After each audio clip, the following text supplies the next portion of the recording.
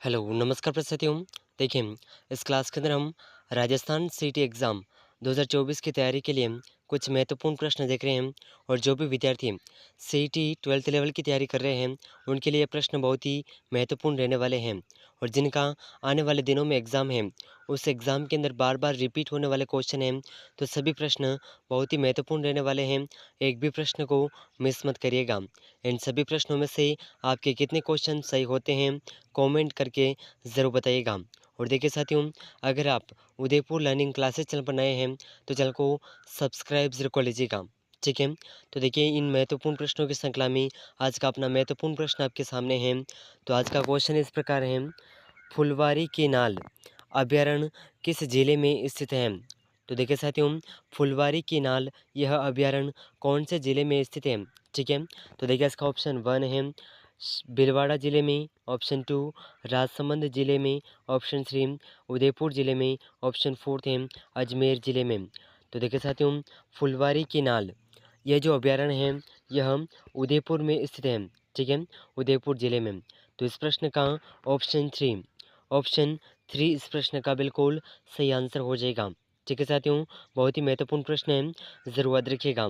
और जो भी साथी सीटी 12th लेवल की तैयारी कर रहे हैं और अगर आपको एग्ज़ाम के अंदर 40% मार्क्स लाना है, यानी कि पासिंग मार्क्स अगर आपको सीटी के अंदर लाना है, तो इन सभी प्रश्नों को एंड तक वॉच करना है। ठीक है, सभी प्रश्न बहुत ही महत्वपूर्ण हैं। तो देखिए साथियों, अगला महत्वपूर्ण प्रश्न, तो देखिए बहुत ही शानदार क्वेश्चन आपके सामने है। राजस्थान में होने वाली वर्षा के लिए उत्तरदायी ग्रीष्मकालीन मानसूनी पवनें किस महासागर से आती हैं? तो देखिए साथियों, राजस्थान में होने वाली वर्षा के लिए उत्तरदायी ग्रीष्मकालीन मानसूनी पवनें कौन से महासागर से आती हैं? तो इस महासागर का नाम पूछा गया है। तो इसके ऑप्शन है, ऑप्शन 1 प्रशांत महासागर, हिंद महासागर, अंटार्कटिका महासागर और आर्कटिक महासागर। तो देखिए साथियों, राजस्थान में होने वाली वर्षा के लिए जो उत्तरदायी ग्रीष्मकालीन मानसूनी पवनें हैं, ये जो जिस महासागर से आती हैं, यह महासागर है हिंद महासागर। ठीक है, तो इस प्रश्न का ऑप्शन बी बिल्कुल सही आंसर हो जाएगा। ठीक है, ऑप्शन बी इस प्रश्न का बिल्कुल सही आंसर हो जाएगा, ज़रूर याद रखिएगा। ठीक है, चलिए तो देखिए अगला महत्वपूर्ण प्रश्न, बहुत ही शानदार क्वेश्चन। चलिए तो देखिए बहुत ही शानदार क्वेश्चन आपके सामने है, बहुत ही महत्वपूर्ण प्रश्न। निम्नलिखित में से कौन सा विद्युत केंद्र पावर स्टेशन राजस्थान राज्य विद्युत उत्पादन निगम लिमिटेड के स्वामित्व और संचालन के अधीन नहीं है? तो ये कौन सा विद्युत पावर स्टेशन है जो राजस्थान राज्य के जो विद्युत उत्पादन निगम लिमिटेड है उसके स्वामित्व यानी कि उसके संचालन में नहीं है? तो देखिए ये जो विद्युत पावर स्टेशन है, ठीक है, ये कौन सा है? तो इसका ऑप्शन 1 है छबड़ा, गिरल, धौलपुर, आगुचा। तो देखिए राजस्थान पावर स्टेशन, ठीक है, राजस्थान विद्युत उत्पादन निगम लिमिटेड के जो स्वामित्व वाले संचालन के अधीन जो पावर स्टेशन है ये है छबड़ा और धौलपुर पावर स्टेशन। लेकिन जो पावर स्टेशन अधीन इनके जो स्वामित्व में नहीं है, ये है ऑप्शन 4 आगुचा। ठीक है, तो इस प्रश्न का ऑप्शन डी बिल्कुल सही आंसर हो जाएगा। ठीक है, ऑप्शन डी बिल्कुल सही आंसर हो जाएगा। ठीक है साथियों, चलिए अगला महत्वपूर्ण प्रश्न, बहुत ही शानदार क्वेश्चन। चलिए तो देखिए साथियों बहुत ही महत्वपूर्ण प्रश्न, केंद्र सरकार द्वारा लाए गए लोकपाल एवं लोकायुक्त अधिनियम 2013 को कब लागू किया गया? तो देखिए साथियों, केंद्र सरकार द्वारा लाए गए लोकपाल एवं लोकायुक्त अधिनियम 2013 इसे कब लागू किया गया? तो देखिए इसका ऑप्शन 1 है 16 जनवरी 2015 को, ऑप्शन 2 16 जनवरी 2014 को, ऑप्शन 3 16 जनवरी 2018 को, ऑप्शन 4 है 16 जनवरी 2019 को। तो देखिए साथियों, इन चार ऑप्शन में से केंद्र सरकार द्वारा लाए गए लोकपाल एवं लोकायुक्त अधिनियम 2013 को जिस तिथि को लागू किया गया, यह तिथि है 16 जनवरी 2014। ठीक है, ज़रूर याद रखिएगा, बहुत ही महत्वपूर्ण प्रश्न है। तो इस प्रश्न का ऑप्शन बी बिल्कुल सही आंसर हो जाएगा। ठीक है साथियों, ऑप्शन बी बिल्कुल सही आंसर हो जाएगा। चलिए तो देखिए अगला महत्वपूर्ण प्रश्न, तो देखिए साथियों, बहुत ही महत्वपूर्ण प्रश्न। अगर आपको इन सभी प्रश्नों का आंसर पहले से पता है तो साथ ही साथ कमेंट ज़रूर करते रहिएगा, ताकि ये प्रश्न आपको कंठस्थ याद हो सके। ठीक है साथियों, चलिए तो देखिए बहुत ही महत्वपूर्ण क्वेश्चन आपके सामने है। गोडावन को राजस्थान का राजकीय पक्षी किस वर्ष घोषित किया गया? तो देखिए, घोड़ावन को राजस्थान का राजकीय पक्षी जिस वर्ष घोषित किया गया, तो ये वर्ष कौन सा है? ठीक है, तो इसका ऑप्शन वन है 1981 ईस्वी में, ऑप्शन टू 1991 ईस्वी में, ऑप्शन थ्री 1983 ईस्वी में, ऑप्शन फोर्थ है 1778 ईस्वी में। तो देखिए साथियों, इन चारों ऑप्शन में से घोड़ावन को राजस्थान का राजकीय पक्षी जिस वर्ष घोषित किया गया, यह वर्ष है 1981 ईस्वी। ऑप्शन ए बिल्कुल सही आंसर हो जाएगा।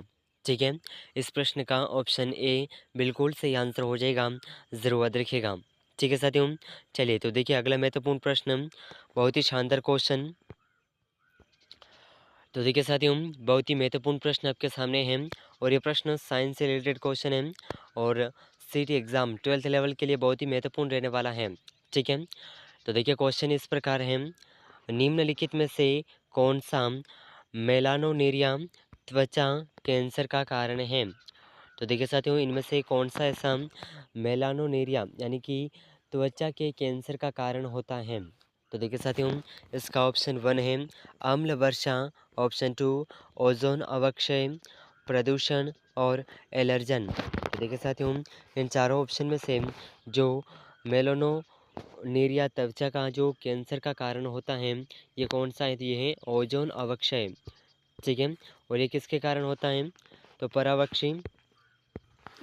तो देखिए, मेलानोनेरिया जो त्वचा का कारण होता है, कैंसर का कारण होता है, ये ओजोन अवक्षय, ये किसके कारण होता है? यह पराबैंगनी किरणों के कारण होता है।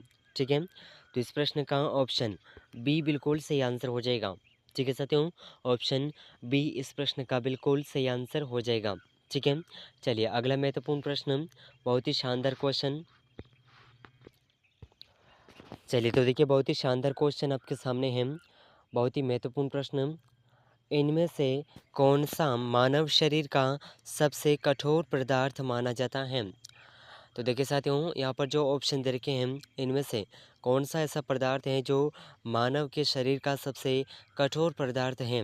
ठीक है, तो देखिए इसका ऑप्शन वन है पैर के अंगूठे के नाखून, ऑप्शन टू दांतों का इनेमल यानी कि दंतवल्क, ऑप्शन थ्री है घुटना फलक, ऑप्शन फोर्थ है कोहनी यानी कि कोहनी के जो हड्डी का जोड़ होता है वो। तो देखिए साथियों, इन चारों ऑप्शन में से वह पदार्थ जो मानव शरीर का सबसे कठोर पदार्थ है, यह है दांतों का इनेमल यानी कि दंतवल्क। तो इस प्रश्न का ऑप्शन बी बिल्कुल सही आंसर हो जाएगा। ठीक है साथियों, ऑप्शन बी इस प्रश्न का बिल्कुल सही आंसर हो जाएगा, ज़रूर याद रखिएगा, बहुत ही महत्वपूर्ण प्रश्न है। ठीक है, चलिए अगला महत्वपूर्ण प्रश्न। तो देखिए साथियों, बहुत ही महत्वपूर्ण प्रश्न आपके सामने है। निम्नलिखित में से कौन सा सिंथेटिक फाइबर का उदाहरण नहीं है? तो देखिए साथियों, ऐसा कौन सा पदार्थ हैं जो सिंथेटिक फाइबर का उदाहरण नहीं है? ठीक है, तो देखिए इसका ऑप्शन वन है कपास, option two polyester, option three nylon, option fourth है रेयॉन। तो देखिए साथियों, इन चारों ऑप्शन में से वह पदार्थ जो सिंथेटिक फाइबर का उदाहरण नहीं है, यह है ऑप्शन वन कपास। कपास क्या है? प्राकृतिक है। ठीक है, कपास प्राकृतिक है और इससे कृत्रिम रेशा प्राप्त होता है। ठीक है, ज़रूर याद रखिएगा, बहुत ही महत्वपूर्ण प्रश्न है। ठीक है साथियों, चलिए तो देखिए अगला महत्वपूर्ण प्रश्न। तो देखिए बहुत ही शानदार क्वेश्चन आपके सामने है, बहुत ही महत्वपूर्ण प्रश्न। बिजली उत्पादन के लिए मुख्य रूप से किस जीवाश्म ईंधन की उपयोग किया जाता है? तो देखिए साथियों, बिजली उत्पादन के लिए मुख्य रूप से कौन से जीवाश्म ईंधन का उपयोग किया जाता है? तो देखिए इसका ऑप्शन वन है कोयला, option two uranium, option three प्राकृतिक गैस, ऑप्शन फोर्थ है पेट्रोलियम। तो देखिए साथियों, इन चारों ऑप्शन में से बिजली उत्पादन के लिए मुख्य रूप से जिस जीवाश्म ईंधन का प्रयोग यानी कि उपयोग किया जाता है, यह जीवाश्म ईंधन है कोयला। ठीक है, तो इस प्रश्न का ऑप्शन ए बिल्कुल सही आंसर हो जाएगा। ठीक है साथियों, ऑप्शन ए बिल्कुल सही आंसर हो जाएगा, ज़रूर याद रखिएगा। तो देखिए साथियों, इस क्लास के अंदर हमने कुछ महत्वपूर्ण प्रश्नों को कवर किया है। तो इन सभी प्रश्नों में से आपके कितने क्वेश्चन सही हुए हैं, कमेंट करके ज़रूर बताइएगा। अगर आप उदयपुर लर्निंग क्लासेस चैनल पर नए हैं तो चैनल को सब्सक्राइब ज़रूर कर लीजिएगा। आपके आने वाले सीटी एग्ज़ाम के लिए इस चैनल पर हम महत्वपूर्ण प्रश्नों की क्लासेस कवर कर रहे हैं, और ये सभी प्रश्न आने वाले एग्ज़ाम के अंदर इनमें से बहुत से प्रश्न देखने को मिल जाएंगे, और एग्ज़ाम की दृष्टि से ये प्रश्न बहुत ही महत्वपूर्ण है। ठीक है साथियों, तो इन सभी प्रश्नों में से आपके कितने क्वेश्चन सही हुए हैं, कमेंट करके ज़रूर बताइएगा। अगर आप चैनल पर नए हैं तो चैनल को सब्सक्राइब ज़रूर कर लीजिएगा। मिलते हैं अगले महत्वपूर्ण प्रश्नों के साथ में, तब तक के लिए जय हिंद, जय भारत।